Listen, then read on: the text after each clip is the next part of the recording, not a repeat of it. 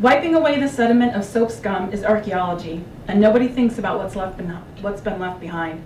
The greasy whirls of brushed silver, sandpaper flakes of skin and puckered sheets, all sorts of detritus that I erase in this room with diaper-thick rags and an industrial vacuum that overzealously eats curtains if not controlled. Nobody thinks of the yellowed scimitars of toenail trimmings that I sweep into a dustpan, or the Jackson Pollock of toothpaste splatter I squeegee off mirrored surfaces. Nobody thinks about sleeping in sheets after strangers. Sheets I pull so taut that when I sit on the edge of the starch bed, it doesn't even dent. And at 3:30, I sit in the room at the end and think nothing of carcinogens, as I have taken up smoking again. I consider the smoke as it jets from my mouth with the energy of a flight of swallows lifting from the tree, briefly bright and cutting in the air, before flock and smoke break and dissipate into nothingness. I am the archaeologist of this near nothingness. I've seen the ghost of every person who has spent time in this room. I can see every jetty of smoke they've breathed in the yellowing curled edges of the Formica desk. Yet I have not seen the Grand Canyon nor the Great Wall.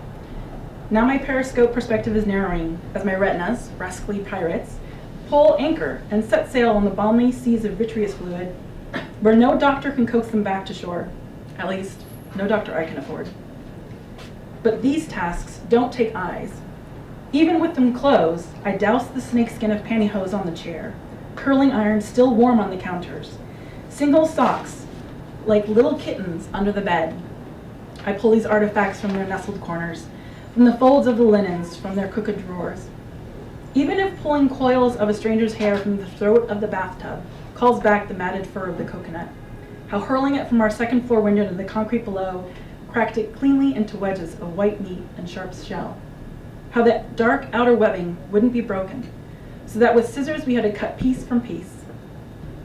Even then I don't open my eyes. It is only after I've spidered my hands over the TV stand and discovered that forgotten tube of lipstick, that single tiny earring, then I open my eyes.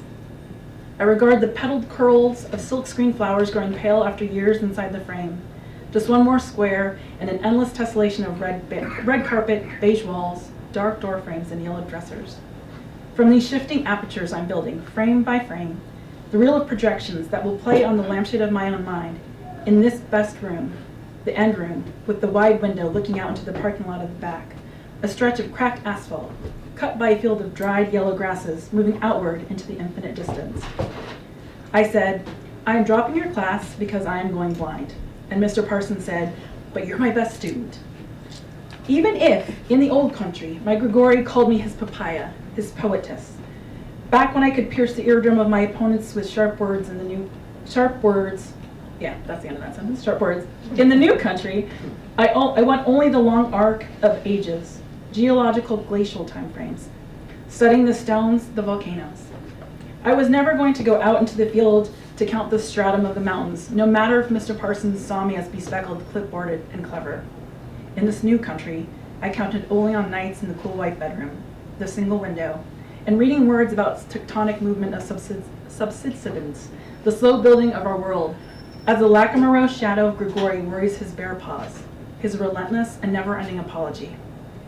I'm only coconut fibers. Inside, I'm just shards and pieces from 20 years of kneeling on linoleum to scrub toilets, making me fit only to augur the life of people long since gone from these rooms.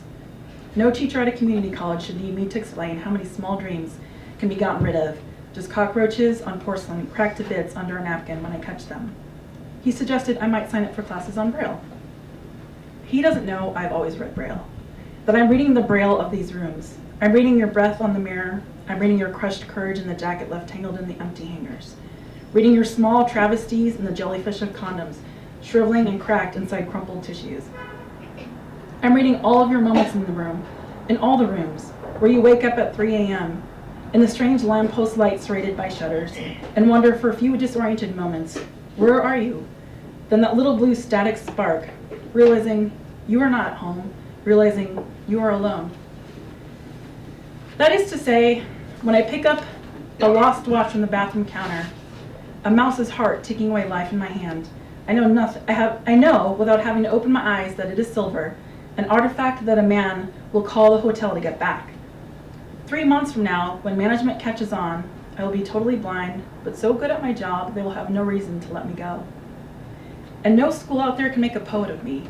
Even though Mr. Parsons wouldn't understand until he meets the concrete of the next 20 years, I tell him, with the lemon wedges of light still visible in my scope, my days will be measured in coffee spoons and cigarette breaks, until my cherry lozenge heart is such smooth and thin, and I am also nothingness. At 4 p.m., in the honeydew of daylight, I add my ash to the stippling of the side table. There is no class, no calculus, that can measure the distance between what was and what might have been. And I will turn my thin heart into a pin, sitting on the edges of beds, between the emptying of dustbins. This is, as they say, ça suffit, blowing smoke toward the clear imprint of wing, breast, and beak on the window of this room, where a bird struck and died mid-flight. Each visible barb of feather embossed in greasy detail, as testament to the necessary nuts and bolts of winged architecture and the so-called glory of God, that I have not yet cleaned off the window, and perhaps never will.